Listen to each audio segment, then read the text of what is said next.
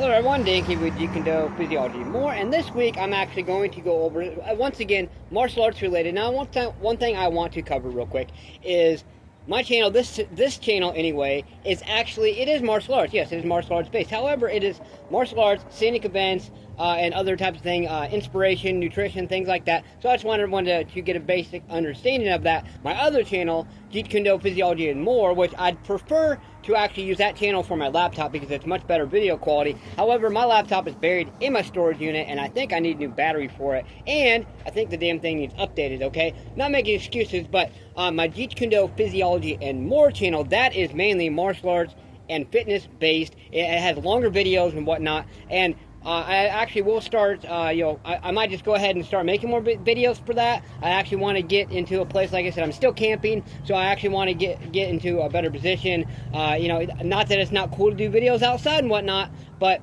it's definitely something I'm working on. I'm trying to contemplate some more ideas in my head, so if you have any ideas, please give me some feedback.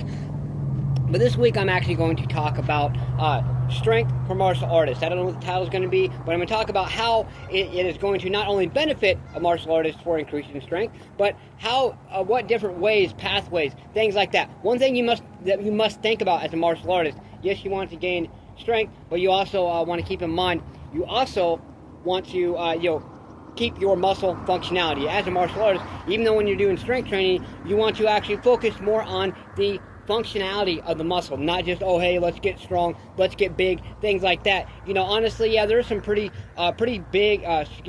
fast, big, strong people, but in a general sense, everyone's body is different, so we are our own individual physiology. In a physiological sense, most of the times, in most cases, when you actually build a significant amount of extra muscle, it is going to slow you down. Because number one, it takes more energy to move that muscle, and number two, it is going to be heavier. It's going to make you a heavier person. That's why me, I'm honestly proud to tell you my basically my size per se, or whatever. I know it sounds crazy. Most people think I'm 5'4". I'm actually not that tall. Okay, I am actually only 5'2" and 7/8 of an inch. Yes, the exact to a T.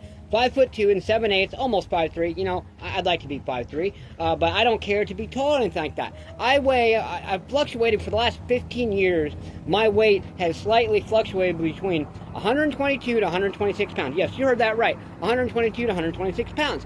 A lot of people look at me, they see me do certain things, they're like, wow, I was like, you're not a very big guy. How the hell are you so strong? Well, it's the way I train. Muscle functionality plus strength. One of the key components, which I'll actually show you in a physical way, is to do what's called fight the negative, or fight the eccentric movement. Now, there's eccentric and concentric, okay?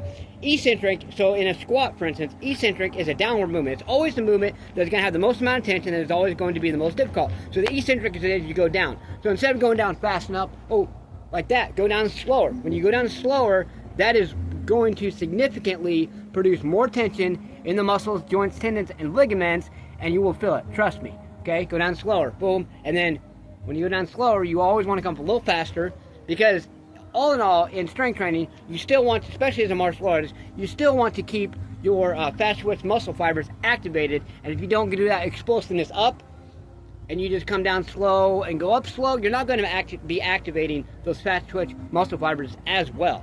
Okay, so that's one way that even Bruce Lee, I actually learned it more from some of my bodybuilder buddies as well as my track coach somewhat. But Bruce Lee even would actually fight the eccentric, go down a little bit slower, but he actually did it a little bit different. He actually would go see how fast he could go up and down. I think maybe he just didn't know the importance of it because it was not well known back then. Obviously, there's a term, a thing that come out called time under tension. It's based around the same concept. I actually do a lot of time under tension after my training. Yes, and the answer to your question, if you're wondering, yes, I do still slow fight the eccentric. Fight the eccentric. Boom, fight the eccentric. And at the end of a lot of my strength training, I will still do time under tension. That is one of the ways that I maximize my strength. Also, there's isometrics. Isometrics is, for instance, let's say you're doing a curl with this kettlebell, and let's say this kettlebell, let's say it's 100 pounds, and I can barely get up here. But let's say, for instance, I'm able to hold it right here with my elbows in because I have more stability, and I hold it here and I can push. I can't quite curl it up, let's say, but I can put tension against it and constantly hold that for about 12 to 13 seconds. Boom, let off a little bit. Do it again. Another thing you can do is cables and resistance bands are a very good way to increase one of the best ways, or the best way, cables especially, or a Smith machine is the best way to actually maximize your time under tension, because you can literally put 300 pounds on whatever, it's something you cannot move, and you sit there and you just put that tension against it, 10 to 13 seconds, I'd say. Boom. Do that in a couple sets.